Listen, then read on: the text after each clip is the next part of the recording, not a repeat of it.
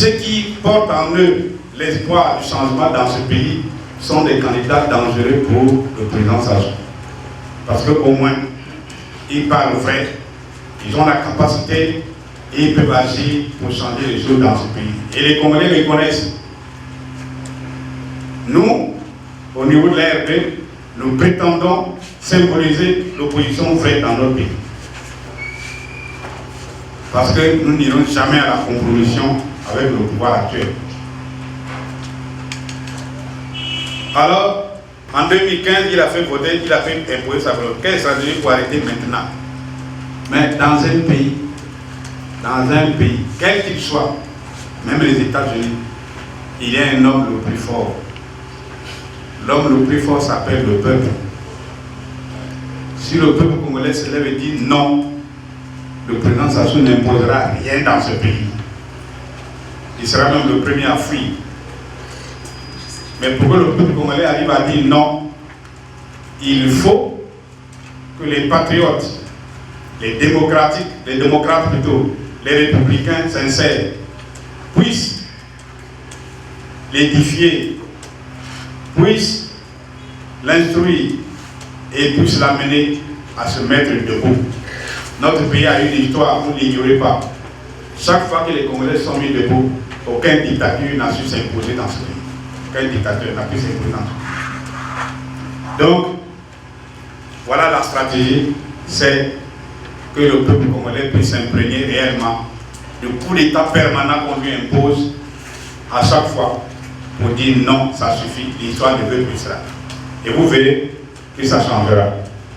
Vous savez, lui-même il a dit dans sa déclaration de l'autre jour, le pouvoir appartient au peuple.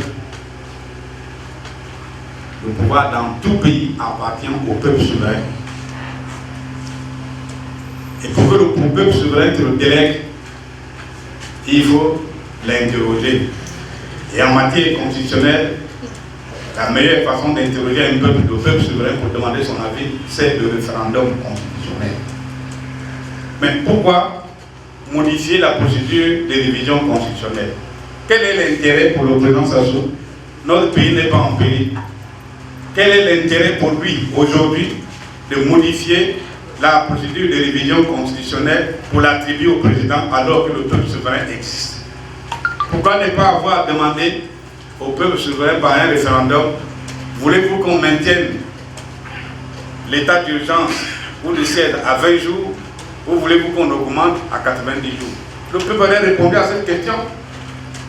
C'est ça qui était nécessaire de faire, que de demander à l'Assemblée, bon, réviser cette procédure pour que moi, j'ai la capacité et qu'on modifie la loi du 157 pour porter à 90 jours. C'est ce qui s'est passé. Première session extraordinaire de l'Assemblée, l'Assemblée revient sur la procédure. Maintenant, le président peut demander directement la révision à l'Assemblée. À peine accordé, même pas 2 mois, même pas 1 mois, alors il a introduit sa demande de révision, c'est de modifier l'article 157 après avoir touché aux articles 241 242. 157 pour passer de 20 jours à 157 jours. Vous êtes des journalistes. Il n'y a aucun pays au monde aujourd'hui où l'état de siège dépasse les 30 jours. Aucun. Même ceux qui nous sont proches, c'est 12 jours, 15 jours, etc. Vous verrez. Vérifiez vous-même, vous verrez. Mais quel est l'intérêt du Congo d'arriver à 90 jours? C'est pour faire quoi? Mais les pays les plus frappés par la pandémie, ce n'est pas le Congo. Et regardez les statistiques. Est-ce qu'ils ont modifié la durée constitutionnelle de l'état de siège? Et on introduit en même temps l'état, la durée de l'état d'urgence, on introduit l'état de siège. Qu'est-ce que ça signifie? Vous savez que lorsqu'on programme l'état de siège, le président peut s'arroger tous les pouvoirs. Et il agit. Il n'aura des comptes à rendre à personne, puis il s'arroge tous les pouvoirs à travers la proclamation de l'état de siège. Et c'est ce qui se profile à l'horizon. Vous connaissez le président Sassou. Il est à sa 40e année d'exercice du pouvoir d'État. Si vous avez un faux âge de 78 ans. Mais il est fatigué. Il est fatigué et il entrevoit l'avenir. L'avenir, ce serait quoi après lui?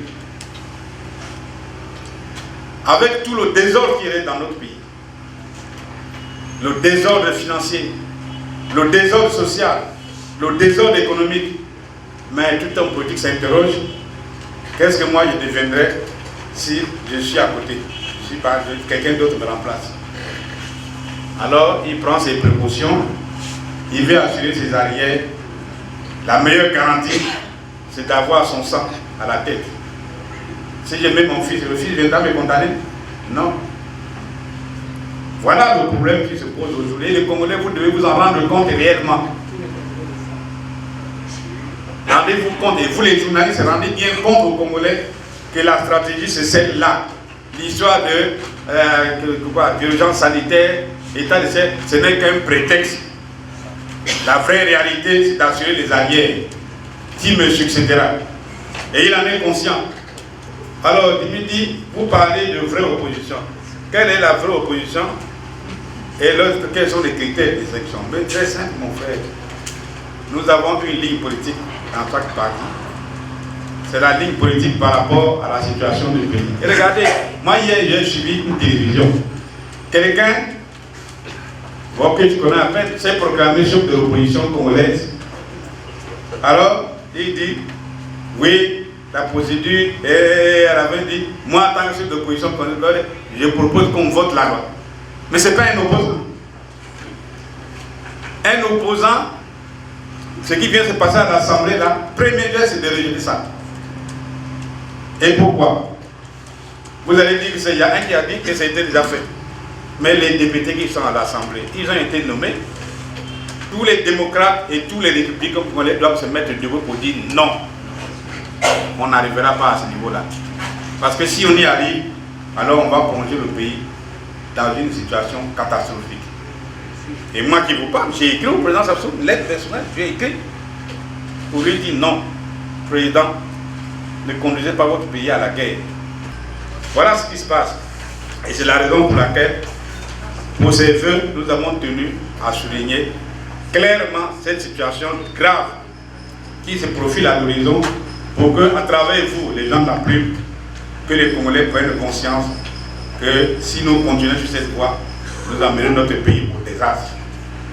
Cette fois-ci, notre ami qui a dit, puisqu'il a déjà fait en 2015, il ne faut pas qu'il le fasse la dernière année. Prenons l'engagement 2022, dernière année de la magouille dans notre pays. Devenons des hommes. Quand vous faites un enfant, il naît, il commence à ramper avec les quatre pattes, après il met debout, il marche, il grandit, il devient vieux, non? Et nous, on a commencé, vous ne savez pas là-bas. Mais la République, c'est pareil. Donnons le temps à la République d'être une République mûre. Nous ne pouvons pas continuer dans ces conditions-là. On ne peut pas. Arrêtons cette bagaille-là. Donc voilà, chers amis, ce qui se profile. Les députés qui ont voté là, ils ont posé un acte criminel d'autoriser une succession dynastique dans notre pays. Nous ne sommes pas un royaume. Le roi Maboko qui est mort là, son successeur en sommet à Ngabé. On est en train de le préparer. Mais c'est en dehors de l'État. Mais ici, c'est l'État. Il n'y aura pas un successeur dynastique ici, à l'État congolais.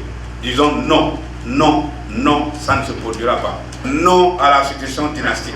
Il faut arrêter. Et critiquer fortement les députés qui ont voté cette histoire-là d'autoriser le président à faire la révision constitutionnelle, alors que la révision constitutionnelle ressort du ressort du peuple. Ce n'est pas le référendum qu'on révise une constitution. Et non un homme qui se lève un peu au matin, je ne sais pas ce qu'il a mangé, il dit bon, moi je vais réviser la constitution. Donc au profit de qui? Parce qu'on vous a donné la tête de l'État, à tous les journalistes, de faire votre travail. Il faut éclairer le peuple, dites la vérité au peuple. Ce que l'Assemblée vient de faire est un crime contre la nation congolaise. Et oui, ce que l'Assemblée vient de faire, c'est un crime contre la nation congolaise. Il n'y avait pas urgence, il n'y avait pas opportunité, et il n'y avait rien.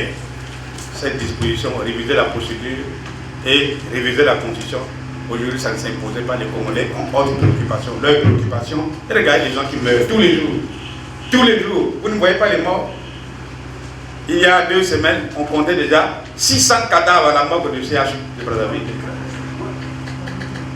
Il y avait près de 500 à la morgue de l'hôpital assisté à Pointe-Noire. Et dans les autres morgues, pareil. Mais aller ici à Tarangay, c'est difficile d'avoir une place à la morgue de Tarangay, à l'hôpital de Tarangay. À l'hôpital de Makelele, c'est pareil. Et c'est que dans ce pays, nous avons déjà connu une telle hécatombe. Mais c'est ça la priorité. Pourquoi les Congolais perdent temps? Alors quelles sont les dispositions à prendre pour limiter les dégâts? Les Congolais n'ont plus d'argent. Quand on parle, voilà, on va refaire le 4 mars, on va prévoir 100 milliards, mais en ce moment, les gens se poursuivent la CCA parce qu'on veut donner à chacun 1 million. Avec 1 million, vous pouvez construire une maison. Ça, c'est pour endormir les gens. Pour endormir les gens. Et il y a des gens qui sont allés se poursuivre la CCA pour 1 million. Mais c'est quoi? C'est le signe de la pauvreté. Les Congolais ont tellement faim. Quand il entend 1 million, il dit oui. Alors, moi, je lance la tête là-dedans. Ce n'est pas sérieux.